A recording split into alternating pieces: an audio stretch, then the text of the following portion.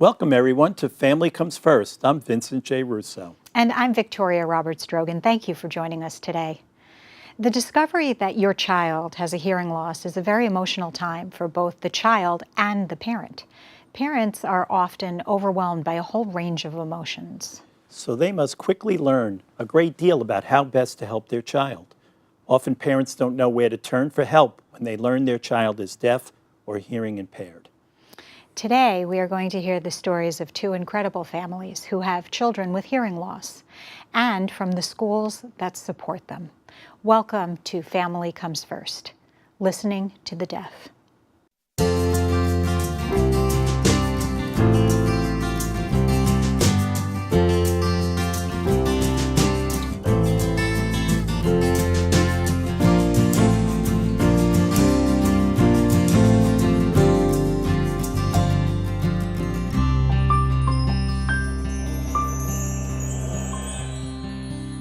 You might be surprised to learn that hearing loss is the third most common physical condition after arthritis and heart disease. Yet most people don't understand what it means to live with hearing loss. Today on Family Comes First, we are talking with Diane Modico. Her daughter Julia attends the Cleary School for the Deaf. And we also have Jacqueline Sims, the Executive Director of the Cleary School. Thank you both for being with us today. Thank you for having us. Thank you so much for joining us. We recently visited Julia at the Cleary School. Let's take a look.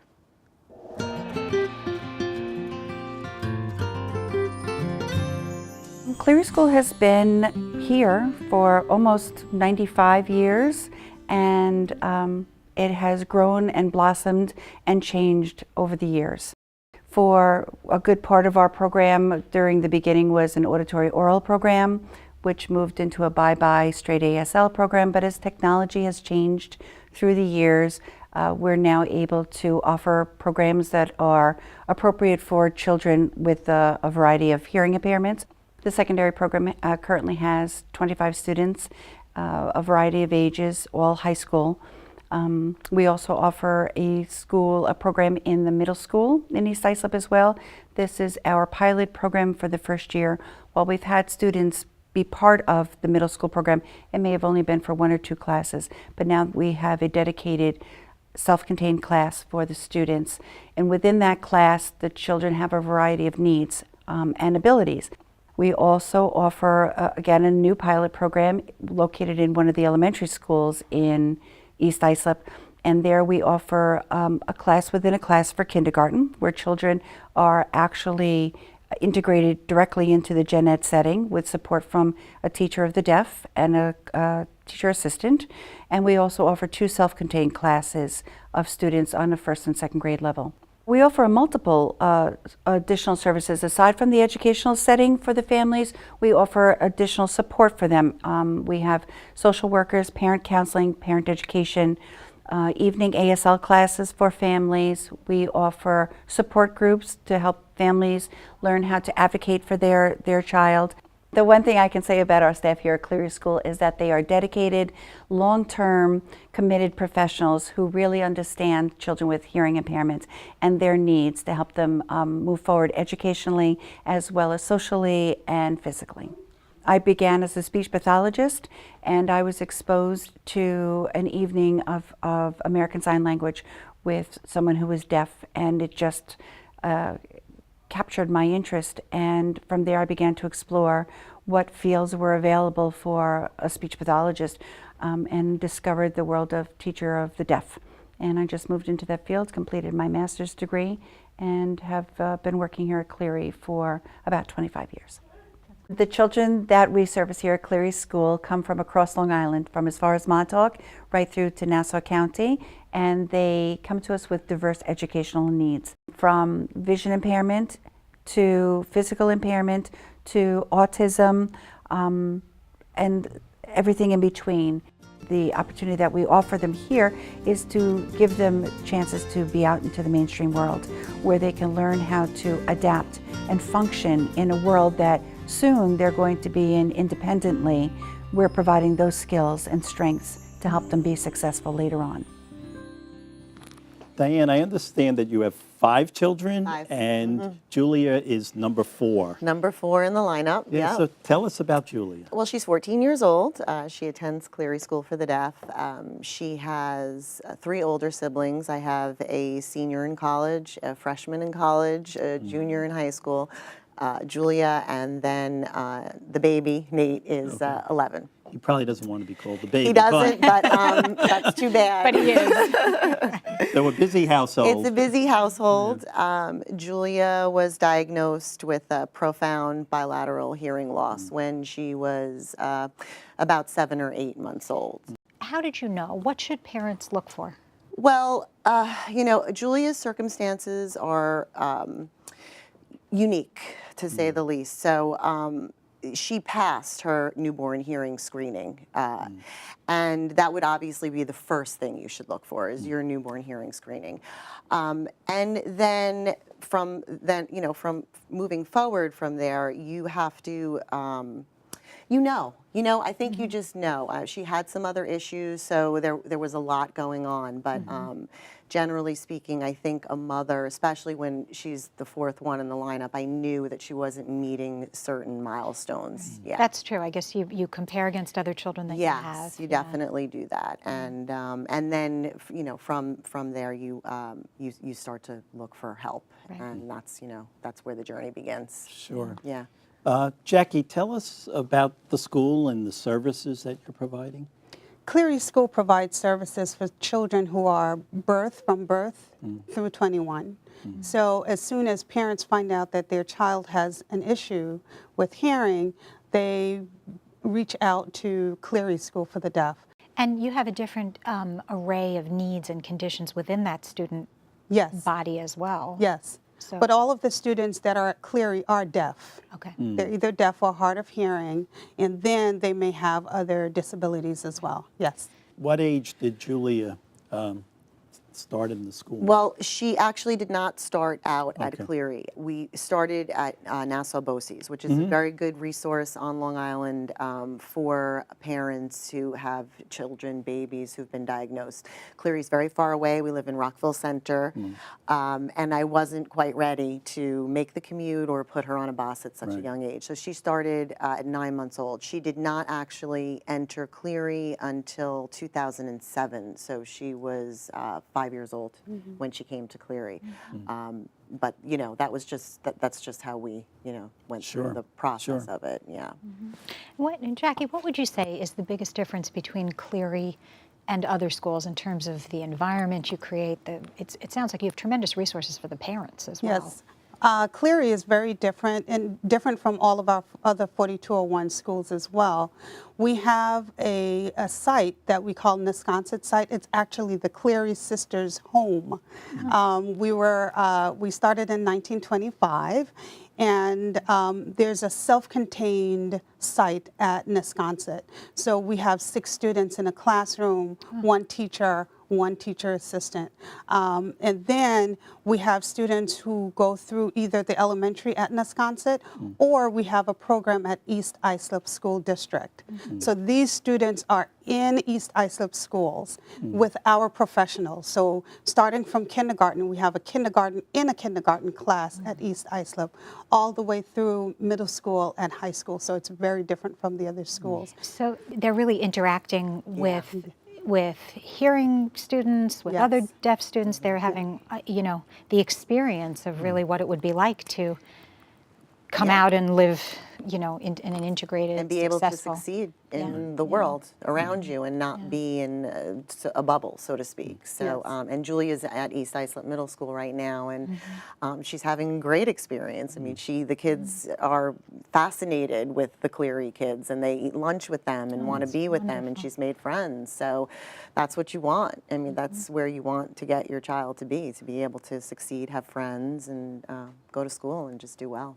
Yeah. Another great thing with the kids at East Islip, this year was the first year that we had such a large middle school class. The students in the school are actually learning how to sign to communicate with the kids on their own, and so are the staff. It's been great. Yeah. That's phenomenal. Yeah, that's phenomenal. So what would you say are the primary benefits that Julia receives from being at the Cleary? Oh God, I mean, I could go on and on and on. Well, You go know, on. Top five. Top five. top five. I mean, from being at Cleary School, number one, Julia she's with her people. You know, she is. Has friends who are deaf. She has teacher assistants who are deaf. She has teachers for the deaf. So it's her culture, it's her world, and that's very important for her development, her, you know, her self-esteem. So that's, you know, that's huge. The Cleary staff, they've been there for a really long time, and they've taught me a lot, and they have worked with our family and with Julia to get her to where she's is right now. And that's, you know, they're a dedicated group. So those are really the top two. Okay. It seems like as a mom, there's a tension between wanting to protect your child Yeah. and at the same time wanting them to experience things that might be hard to let go and let them experience, but you kind of know you have to in order to create a sense of independence. It must be doubled and tripled, you know, for you know, a child. Yeah, Like of Julia? course. Yeah, it is. I mean, I baby steps, and I say that to all parents with kids with special needs. I mean, first and foremost, the message I would want to say is, don't look too far into the future, because you're probably going to be wrong, for sure, and you have to let them shine. You know, I mean, they are who they are. They're different. They'll have their struggles, but you need to let them be who they are, and that's so important. Yeah. Sure. Yeah. We always think of the show as being a tremendous resource. So, Jackie, how do we reach out to you? And what tips would you give the parents out there who are trying to navigate the educational system for a child with hearing loss? I definitely want people to think of Cleary as a resource for deafness, especially in Suffolk. We do have some families from Nassau, but for Suffolk County, we take children from all 32 districts or sometimes more than that. Cleary School is located, as I said, in the different sites, but our main building is at 301 Smithtown Boulevard in Wisconsin, New York, and our phone number is 631-588-0530. We'll put that on the And so, website too, yes. so that they Yeah. can reach you. Yeah.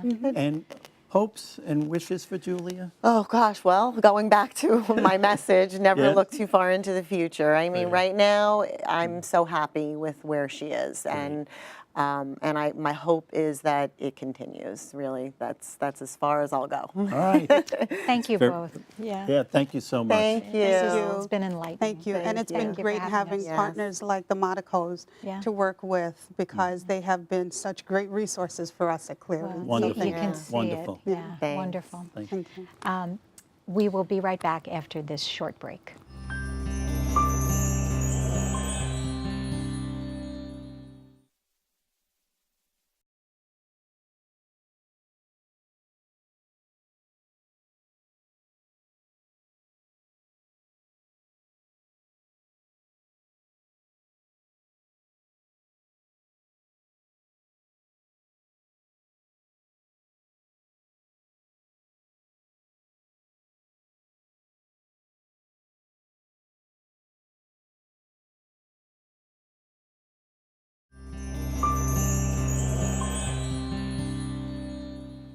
Welcome back to Family Comes First. We just had the pleasure of spending time with Julia's mom, Diane, and Jackie Sims of the Cleary School. And now we're so excited to have Alicia Allague and her daughter Annalise, who attends the Milneck School for the Deaf. Also joining us is Francine Atlas Boganoff, Superintendent of the Milneck Manor School. Welcome to you both. Thank you. All of you. Thank you. Thank Yeah, you. it's great to have you. So, Annalise, what's the best part of school? My best part is the art. Art Yeah. classes. Do you like to draw? Yeah. Or paint? Yeah. Oh, wonderful, wonderful. And She really is very talented. She's a fine artist. Lovely. She is. Yeah. Do you hang stuff at home? Bring it home and hang Yeah. it up? Oh, yes. That's wonderful. Yeah, that's fun. Yeah. Do you get dirty? Yeah. Paint everywhere? Yeah.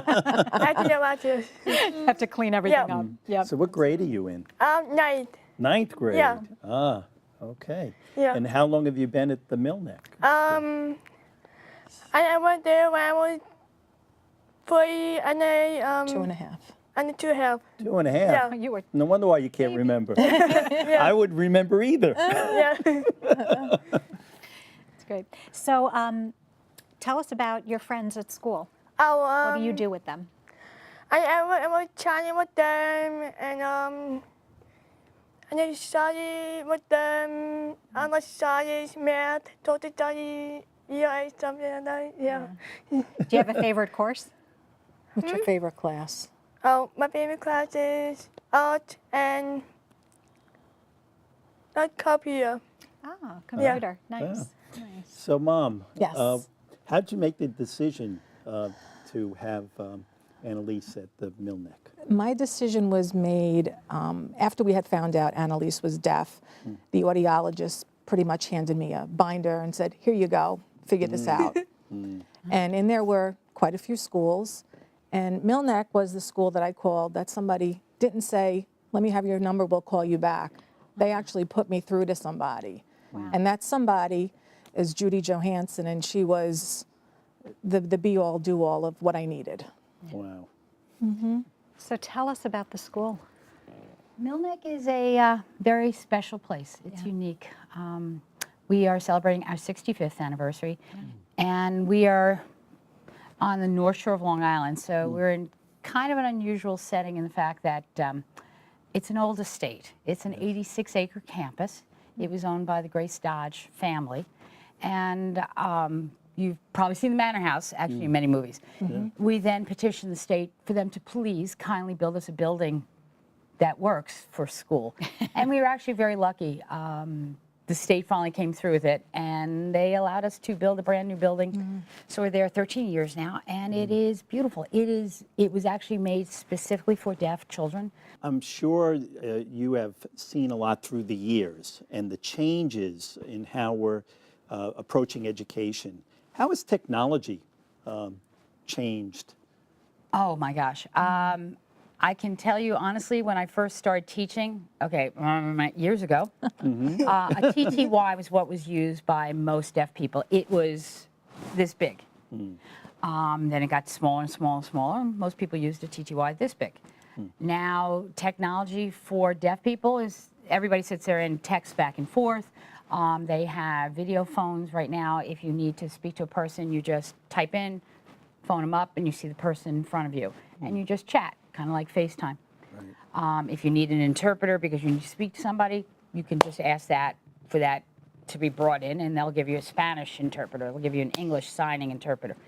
It works and has changed people's lives. It has been able to make the world a lot smaller for the deaf. In the old days, everybody was very local. Now, because you can be in contact, you can get all the resources you need, it brought it to a very small place now. Well, it seems like technology for the hearing world and the deaf world has converged because our children don't talk. No children talk to each other. Everybody's texting, right? So do you have friends who are hearing and friends who are deaf? Yeah. Yeah, and do you text with both of them? Yeah. Right. So what's the biggest thing that each of you would want the hearing world to know what to do, what not to do, what would you want people to know? Well, they're normal kids. Yes. Right. They're just like Absolutely. everybody else. They do cheerleading and they play basketball and, and when they go into a store and go to Starbucks and order a double chocolate chip frappuccino, that's what everybody else does. Or And- chocolate chip cookie dough Yes, ice cream? right? exactly. And that's what Annalise does that now on her own. She'll go into Starbucks and she'll order it herself and they know exactly what she's asking for. Yep. Yeah, And it's a wonderful thing. that it is, and that's how it should be. And I think probably the most important part for me is that people should understand. They talk about something called LRE, which is the least restrictive environment. I kind of use the Canadian idea, which is most enabling, which means what's the best place for a student to be? For many of our students, they need to be at Millneck. Some just come for a short time. 96% of our preschoolers who are in the oral program leave and go back to the mainstream. That's great. Some of the students stay, and we have that ability. They leave, they graduate with high school diplomas, Regents diplomas also. Bottom line is, people need to understand that students coming to our campus allows them to have everything that a hearing student would have. The same academics, the same programs, and they're also they're kind of included in everything that might not happen in a public school. They're on the cheerleading team. They are the yearbook editors. They are president of their class. Prom queen. That's right. yeah. They are the prom queen. But the truth is, it might happen in a public school or maybe not. But here, everybody has access to everything, and I think it's wonderful for the students that need it. Yeah. So it sounds like you're focusing on the individual student and building the experience around what works for you, what you want, what each student wants. What modifications are made in the classroom, if any? Well, all of my staff are duly certified, so all of my teachers are, once you get to the high school, are teachers of the deaf and English, social studies, science. So they come from a background where they have the signing skills as well as the academic skills. So they can teach the same curriculum that hearing students are getting, same thing that their peers are getting, but it's just taught in a way with the language that they need. It is not, we do not water it down, we don't change anything. We make sure that they have the same curriculum. They have to. They still have to pass the same tests in June like everybody else has to. They take the Regents and the 3rd and 4th grade exams. So I just want people to be sure that they have that capability. And with a small school like ours, we can offer that in that almost like a one-to-one setting. And it avails the kids of a lot that they may or may not be able to get here in a public school. That's wonderful. Any tips for moms or parents who are looking to create the best life for their kid? It's patience, number one. And treat them like you would treat any other child. You know, she's deaf. That's it. She understands everything. She likes to do what other children like to do. And she's a happy little girl. Yeah. That's all right. Yeah. That's what's most important. That's right. Talk to us about, Annalise has a cochlear implant. Yeah. Yeah, so what did that do, and how has it what been did a it do? benefit you, and when did you get it? I'm Well, fascinated by this. Annalise was 3.5 when she was implanted, so December of 2004. The reason we waited till she was 3.5 was Annalise was a premature baby, and to do an elective surgery like that was kind of difficult for us to decide on whether or not we should do that. And what we were expecting from a cochlear implant was that if she ran outside and into the street, she would hear the car horn. Honestly, that's all I was looking for. Wait. And it has been so much more. I could be in one part of my house and say, Annalise, and she'll be like, what, Ma? Never did I expect that. And it has just been a wonderful, wonderful experience. So I have to ask you, what was it like for you to first start hearing through the cochlear implant? Do you remember the first time you started? Remember you cried, remember? When they turned on your processor. Yeah. Do you remember? You cried because you were hearing. And I bet you remember. I was crying too. Are you kidding? I would Long remember. time ago. Annalise is a little Yeah. different. Annalise didn't become deaf until she was about 1.5 years. Oh, Yeah, she had passed all her newborn hearing screenings. okay. She became deaf from gentamicin, which is an ototoxic medication, which they had given to her in the hospital to help her make it through, let's put it that way. Okay. She did have hearing in the beginning, but then she became profoundly deaf. And that makes a difference if children have some hearing when they're young? She would still be called Yeah, prelingual because she was young and didn't have she didn't language. speak yet. Most of my babies now are implanted before they're a year old. The FDA allows it as young as 6 to 7 months old. In the old days, when I first started, you had to weigh a certain amount, so you kept seeing like stuffed turkeys. I'm like, why is this baby getting bigger and bigger? Okay, they had to wait until they weighed a certain amount of weight. Right. Now it's kind of almost pro forma. There are doctors who will implant a child, and most of our kids, it is successful. Some of the kids, it depends. It's just like any other thing. It's not a magic pill. Parents have to work really hard besides the school. My students get speech, let's say 5 times a week, but they're there 6 hours a day. So what happens the other 18 hours? Someone has to work with them, practicing to be sure they're absorbing and getting all of that hearing. Right. This has been wonderful, sharing your story. You are such a happy person, and that makes me happy, Victoria happy. makes me And we want, we Yes. want the best for you and your friends and the school, how important the resources and what you're doing for those kids, and then you can't do it without mom, right? So thank you all for being on our show today. Thank you. welcome. Thank you appreciate so it. much. Thank you. Oh, thank you. It's been wonderful. We're going to take a break, and we will be right back on Family Comes First, listening to the deaf.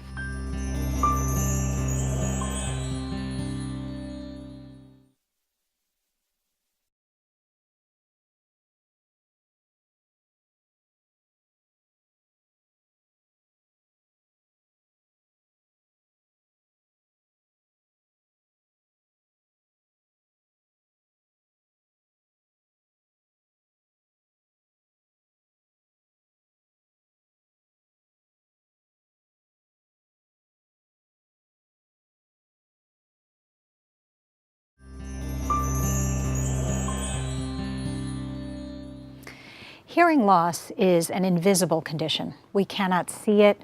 We only see those whom it affects. What we've learned from our inspiring guests today is that it's a child's abilities that defines their lives. Joining us now to share his experiences as our spiritual advisor is Father Anthony Staganelli. Welcome, Father Tony, once again. Welcome. As always, it's always so wonderful to see these episodes and myself to come away with so much inspiration from those who face various challenges in life, but to realize too that it's not the challenges that define us.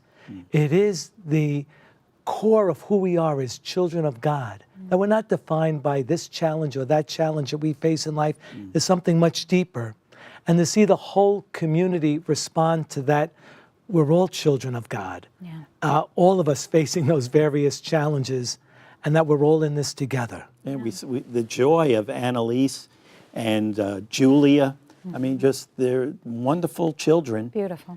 Just like any other child, we want the very best for them, and they should be successful and achieve.